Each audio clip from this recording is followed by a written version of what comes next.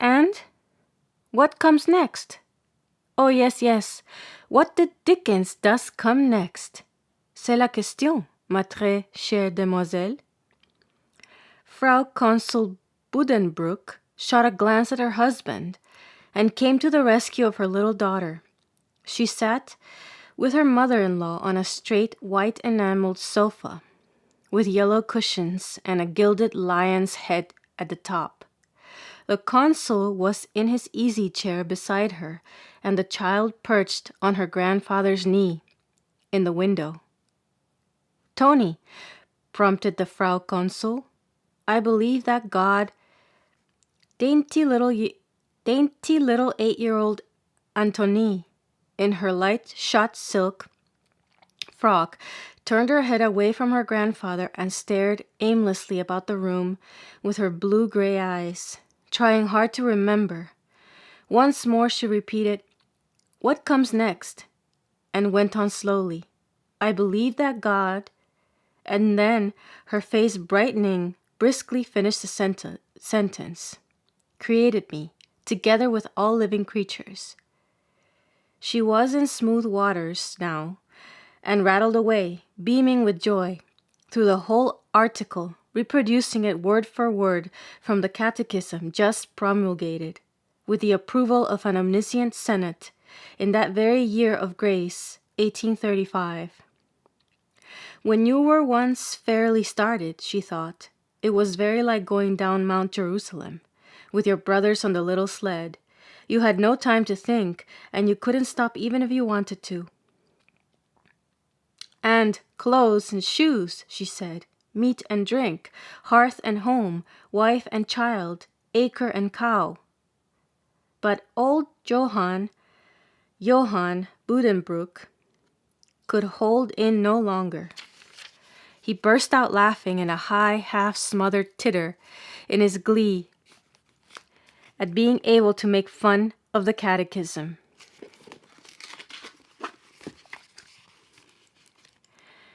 He had probably put the child through this little examination with no other end in view. He inquired after Tony's acre and cow, asked how much she wanted for a sack of wheat, and tried to drive a bargain with her. His round, rosy, benevolent face, which never would look cross no matter how hard he tried, was set in a frame of snow-white powdered hair, and the suggestion of a pigtail fell over the broad collar of his mouse-colored coat. His double chin rested comfortably on a white lace frill. He still, in his 70s, adhered to the fashions of his youth.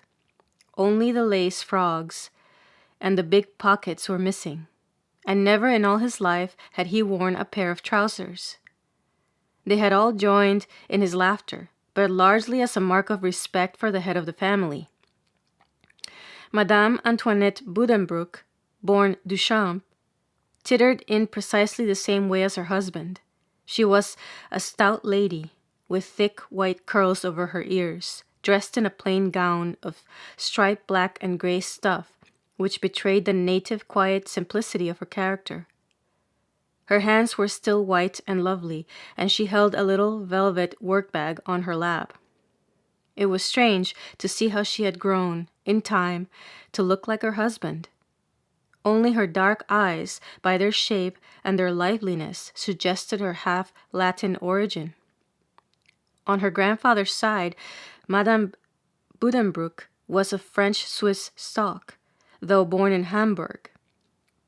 Her daughter-in-law, Frau Consul Elizabeth Buddenbrook, born Kroger, laughed a sputtering Kroger laugh and tucked in her chin as the Krogers did. She could not be called a beauty, but like all the Krogers, she looked distinguished. She moved with graceful deliberation and had a clear, well-modulated voice.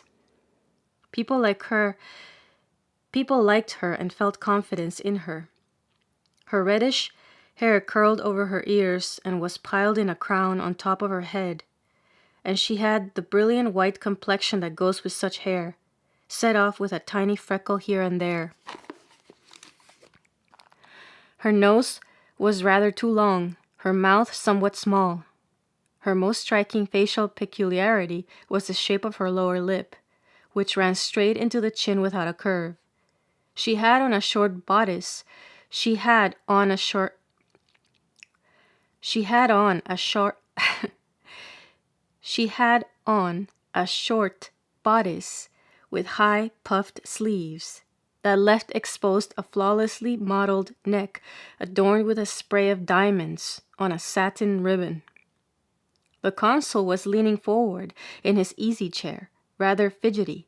He wore a cinnamon-colored coat with wide lapels and leg-of-mutton sleeves, close-fitting at the wrists, and white linen trousers with black stripes up the outside seams. His chin nestled in a stiff choker collar, around which was folded a silk cravat that flowed down amply over his flowered waistcoat.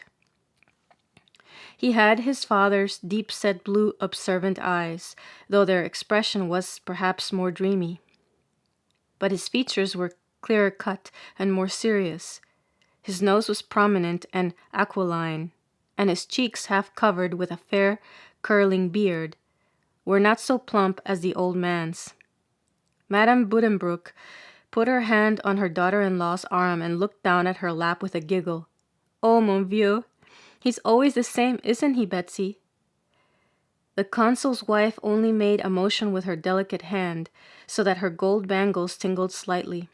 Then, with a gesture habitual to her, she drew her finger across her face from the corner of her mouth to her forehead, as if she were smoothing back a stray hair. But the consul said, half smiling, yet with mild reproach, "There you go again, father, making fun of sacred things." They were sitting in the landscape room, on the first floor of the rambling old house in Meng Street, which the firm of Johann Buddenbrook had acquired some time since, though the family had not lived in it long. The room was hung with heavy resilient tapestries, put up in such a way that they stood well out from the walls. They were woven in soft tones to harmonize with the carpet, and they depicted idyllic landscapes in the style of the 18th century, with merry vine dressers, busy husbandmen, and gaily beribboned shepherdesses who sat beside crystal streams with spotless lambs in their laps, or exchanged kisses with amorous shepherds. These scenes were usually lighted by a pale yellow sunset to match the yellow coverings on the white enameled furniture and the yellow silk curtains at the windows. For the size of the room, the furniture was rather scant.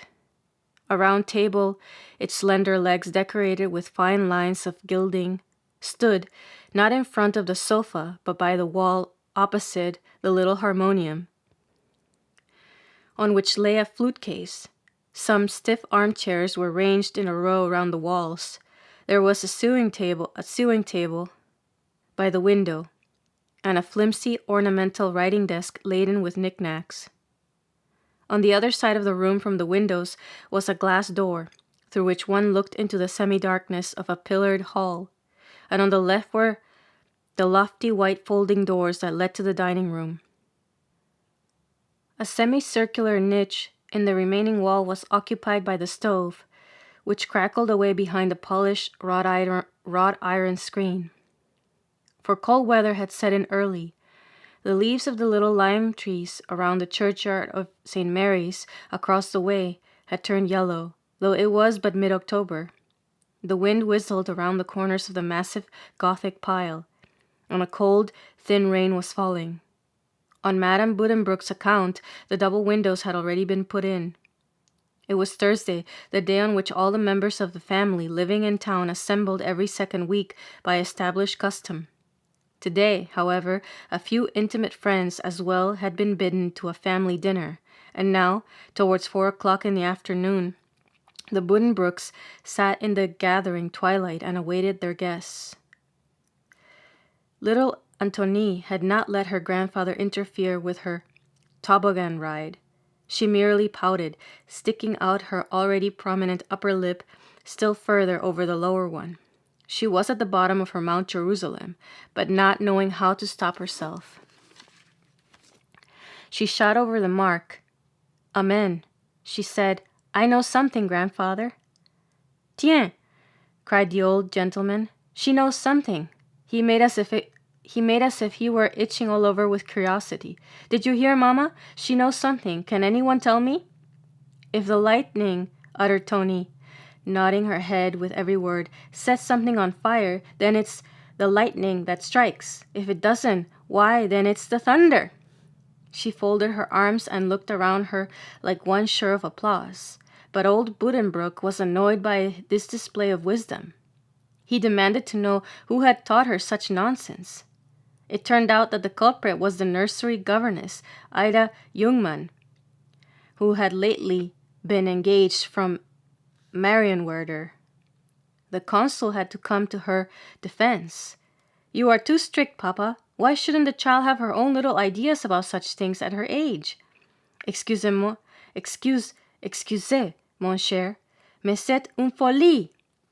You know I don't like the children's heads muddled with such things. The thunder strikes, does it? Oh, very well. Let it strike and get along with your Prussian woman. The truth was, the old gentleman hadn't a good word to say for Ida Jungmann. Not that he was narrow-minded. He had seen something of the world, having traveled by coach to southern Germany in 1813 to buy up wheat for the Prussian army. He had been to Amsterdam and Paris, and was too enlightened to condemn everything that lay beyond the gabled roofs of his native town. But in social intercourse he was more apt than his son to draw the line rigidly and give the cold shoulder to strangers. So when this young girl, she was only 20, had come back with his children from a visit to Western Prussia as a sort of charity child, the old man had made his son a scene for the act of piety, in which he spoke hardly anything but French and Low German. Ida was the daughter of an innkeeper who had died just before the Buddenbrooks' arrival at Marienwerder. She had proved to be capable in the household and with the children, and her rigid honesty and Prussian notions of caste made her perfectly suited to her position in the family. She was a person of aristocratic principles, drawing hairline distinctions between class and class, and very proud of her position as servant of the higher orders. She objected to Tony's making friends with any schoolmate whom she reckoned as belonging only to the respectable middle class. And now the Prussian woman herself came from the pillared hall through the glass door, a fairly tall, big-boned girl in a black frock with smooth hair and an honest face. She held by the hand an extraordinarily thin small child, dressed in a flowered print frock, with lustreless, ash-colored hair and the manner of a little old maid. This was Clotilde, the daughter of a nephew of old Buddenbrook, who belonged to a penniless branch of the family and was in business at Rostock as an estates agent.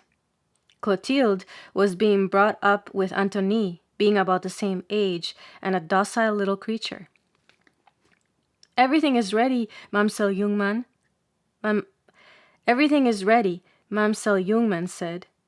She had had a hard time learning to pronounce her R's, so now she rolled them tremendously in her throat. Clotilde helped very well in the kitchen, so there was not much for cook to do. Monsieur Buddenbrook sneered behind his lace frill at Ida's accent. The consul patted his little niece's cheek and said, "That's right, Tilda. Work and pray. Tawny ought to take a pattern from you. She's far too likely to be saucy and idle." Tony dropped her head and looked at her grandfather from under her eyebrows. She knew he would defend her. He always did. No, he said. Hold your head up, Tony. Don't let them frighten you. We can't all be alike, each according to his lights. Tilda is a good girl, but we're not so bad either, hey, Betsy? He turned to his daughter-in-law, who generally deferred to his views. Madame Antoinette, probably more from shrewdness than conviction, sided with the consul, and thus the older and the younger generation crossed hands in the dance of life. "You are very kind, Papa," the consul's wife said. Tony will try her best to grow up a clever and industrious woman. Have the boys come home from school? She asked Ida.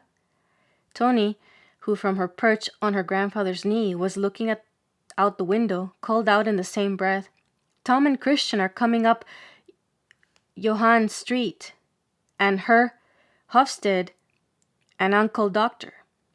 The bells of St. Mary's began to chime, ding dong, rather out of time, so that one could hardly tell what they were playing. Still, it was very impressive. The big and the little bell announced, the one in lively, the other in dignified tones, that it was 4 o'clock, and at the same time a shrill peal from the bell over the vestibule door went ringing through the entry, and Tom and Christian entered together with the first guests, Jean-Jacques Hofstede, the poet, and Dr. Grabeau, the family physician.